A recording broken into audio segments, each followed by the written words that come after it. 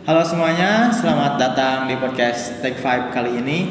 Saya Rama Bagus Putra selaku host Anda kali ini. Pada episode kali ini, kita akan membahas topik yang sangat menarik, yaitu tentang algoritma Uniform Cost Search atau yang sering bisa disebut UCS. Topik ini sangat relevan terutama di era teknologi sekarang. Kita juga telah mengundang seorang narasumber dari Fakultas Teknologi Informasi untuk berbagi wawasan dan pengalamannya. Selamat datang untuk saudara Aditya Dava. Dipersilakan masuk.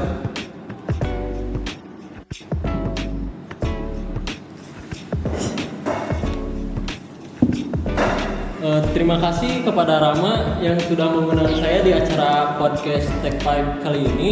Saya senang bisa berbagi wawasan tentang algoritma UCS di sini. Nah, sebelum kita masuk ke diskusi utamanya, saya ingin bertanya dahulu nih, apa yang membuat Anda tertarik dengan algoritma UCS ini? Algoritma ini menarik karena UCS adalah pemberi solusi yang optimal dengan pendekatan yang sistematis. Saya awalnya tertarik karena melihat aplikasinya dalam pengembangan aplikasi pemetaan.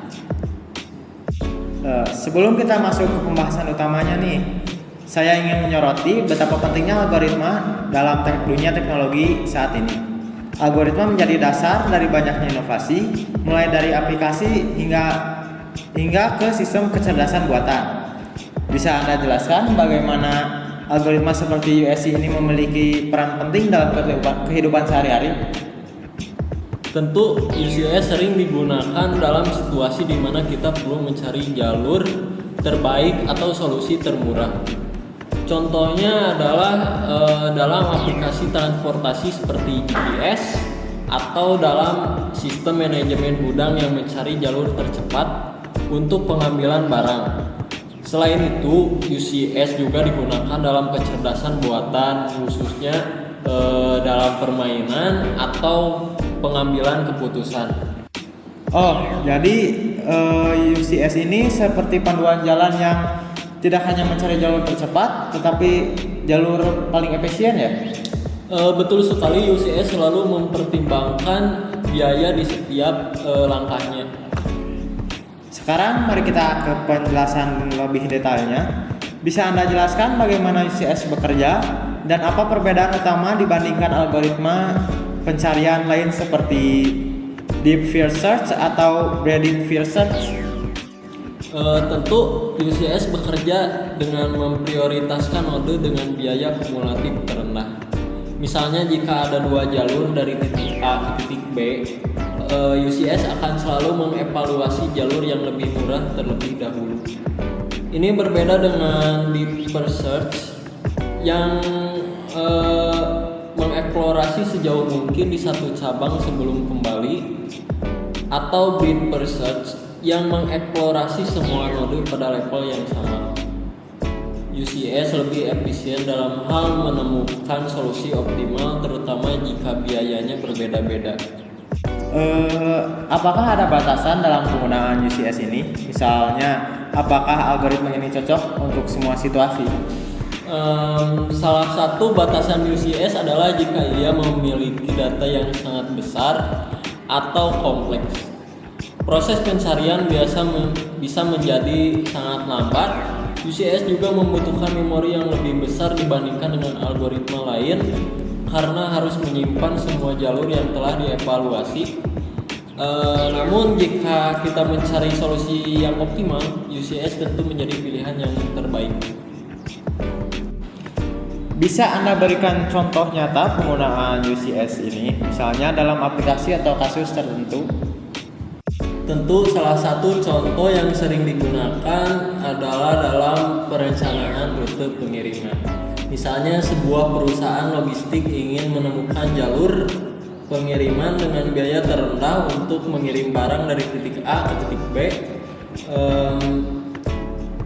UCS memastikan bahwa solusi yang dipilih adalah yang paling efisien dalam hal biaya. Dalam aplikasi navigasi, UCS sering digunakan untuk menentukan rute terpendek dengan mempertimbangkan waktu, jarak, atau bahkan tol yang harus dibayar. Oh, menarik sekali ya. Mungkin ada studi kasus lain yang lebih bagus atau lebih kompleks misalnya dalam kecerdasan buatan.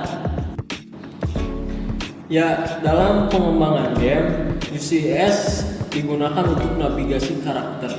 Misalnya dalam game strategi, karakter harus bergerak dari satu lokasi ke lokasi yang lain sambil menghindari rintangan dan meminimalkan risiko. UCS dapat membantu menentukan jalur terbaik dengan mempertimbangkan semua variabel ini. Setiap algoritma tentu memiliki tantangannya tersendiri. Apa saja tantangan yang sering dihadapi dalam penerapan UCS ini dan bagaimana solusinya? Baik, salah satu tantangan utama adalah saat berhadapan dengan data yang sangat besar yang dapat membuat proses pencarian menjadi lambat.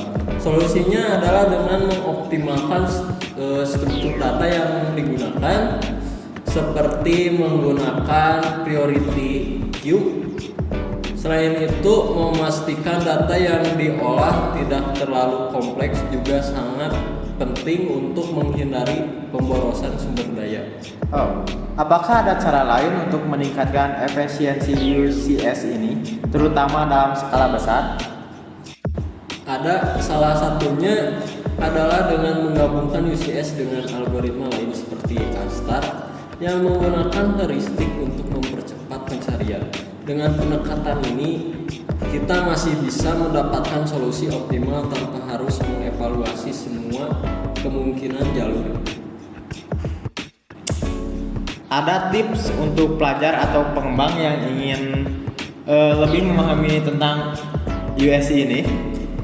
Tentu saya sarankan mulai dengan memahami dasar teori UCS dan mencoba mengimplementasikannya dalam skenario sederhana seperti simulasi perencanaan rute. Selain itu, gunakan sumber belajar seperti buku atau kursus online yang menyediakan studi kasus praktis. Jangan lupa juga untuk terus bereksperimen dan belajar dari implementasi Anda sendiri. Bagaimana dengan sumber daya tambahannya, seperti alat atau framework yang bisa membantu belajar UCS ini? Ada banyak library di Python ataupun Java yang menyediakan implementasi UCS. Misalnya, Anda bisa mencoba menggunakan NetworkX di Python untuk eksperimen Anda. Terima kasih untuk penjelasannya, Aditya. Saya akan merangkum beberapa poin penting yang kita bahas hari ini. Yang pertama, UCS ini adalah algoritma yang berfokus pada efisiensi biaya. Dan untuk yang kedua, algoritma ini banyak diterapkan dalam aplikasi praktis seperti logistik dan navigasi.